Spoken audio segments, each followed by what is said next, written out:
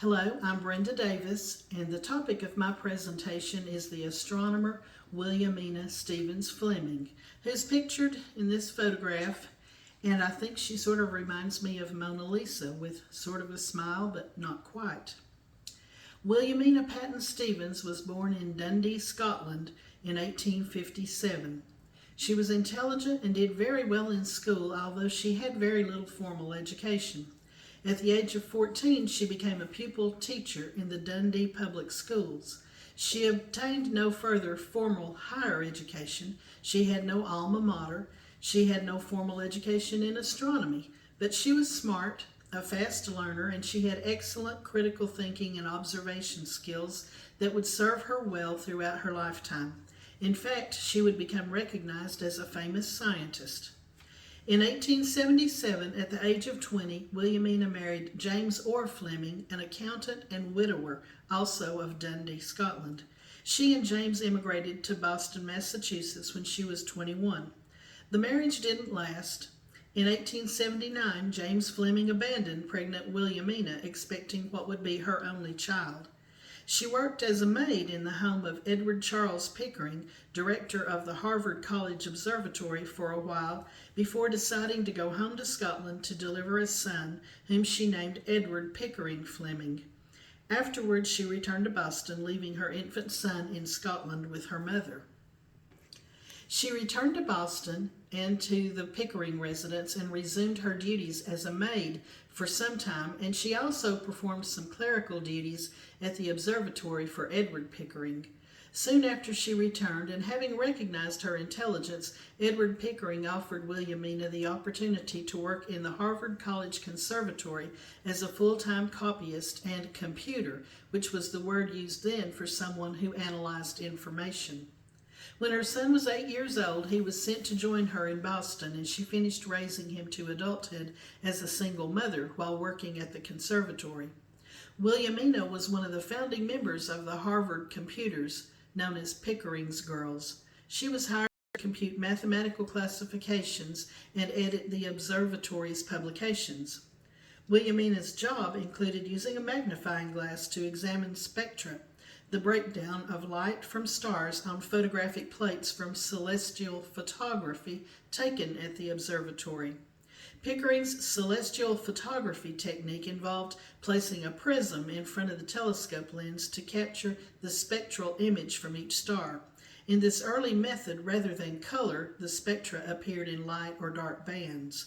Flemming inspected each individual star's distinctive spectrum and noted anything unusual about them. She was able to measure spectra from even faint and distant stars and discovered spectral peculiarities by which certain types of variables could be recognized. And they were on plates that had to be handled very carefully on the edges, and she spent her day with a magnifying glass looking for variables. She made meticulous observations and notes from 200,000 fragile photographic plates describing variable stars in terms of the brightness and intensity of different areas of their spectra. Flemming's system for classifying stars was based on the relative amount of hydrogen observed in their spectra. Stars showing hydrogen as the most abundant element were classified A, the second most B, and so on. At the 1893 World's Fair in Chicago, Flemming promoted the hiring of females in science in a talk titled "A Field for Women's Work in Astronomy." In 1898, she was appointed to be the curator of astronomical photographs at the Harvard College Observatory. She was the first woman to hold this position. Williamina Flemming contributed to the spectral cataloging of stars that would be published as the Henry Draper Catalog. She's credited with being the first to recognize the existence of hot, Earth-sized stars later dubbed white dwarfs. She discovered Flemming's triangle wisp, aka Pickering's triangle, which is a part of the Veil Nebula when examining a photographic plate. And she discovered the Horsehead Nebula when examining a telescope photogrammetry plate made by astronomer W.H. Pickering, the brother of Edward Pickering. Fleming published several professional scientific articles and books. She was a member of the Astronomical and Astrophysical Society of America and the Astronomical Society of France. She was the first American woman to be elected as an honorary member of the Royal Astronomical Society of London in 1906. She was awarded the Guadalupe Almendaró Medal by Astronomical Society of Mexico for her discovery of new stars, and she was an honorary fellow in astronomy of Wellesley College. She worked as an astronomer all the way up to her death at age 54. Williamina Flemming has quite a legacy, starting with the fact that she discovered spectral peculiarities by which certain types of variables could be recognized and categorized. That is known as the Pickering-Fleming system. Our moon's Fleming lunar crater was jointly named after her and Alexander Fleming. Asteroid 5747 Williamina is named after her. And then there is her major Horsehead Nebula discovery in 1888. She also discovered 59 gaseous nebulae, 310 variable stars, and 10 novae, all in the process of examining fragile photographic plates. Fleming was instrumental in hiring nearly 440 women at the Harvard College Observatory, beginning a long lineage of American women in astronomy. Several of the women working under Mina Fleming went on to accomplish truly outstanding work that is still relevant today. She finally became a United States citizen in 1907. Williamina Fleming died of pneumonia in Boston on the 21st of May, 1911, 1 year after she discovered the first white dwarf, the pinnacle of her career. As part of the creative element, I wrote this poem and I'm going to recite it to the tune of Mona Lisa. Williamina Stevens Fleming, what a wonderful astronomer you were.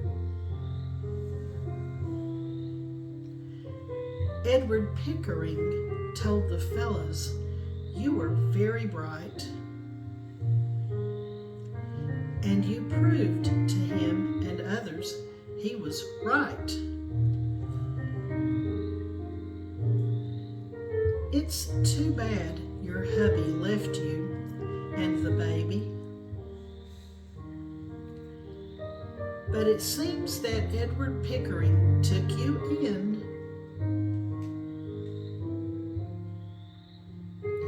and gave you the opportunity to flourish. Well, as much as women could, with only half the pay as men.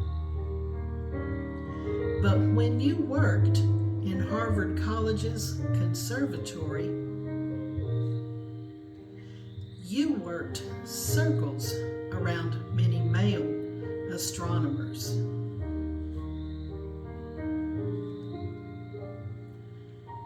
Female worker, immigrant, and single mother. Your intelligence and hard work helped you thrive. What would Henry Draper's catalog be without you and your spectral skills to find and classify? You learned how to calculate the stellar magnitudes, and you classified more than 10,000 stars. Now we give you credit for your vast discoveries of gaseous nebula, novae, and variable stars. The first white dwarf, the triangular wisp, and Horsehead Nebula, they were just images on plates that looked like pencil marks. From the Pickering-Fleming system of classification of strength of hydrogen in stars from A to Q, to the books and many journals of her life's work, all show she was a great one. This is true.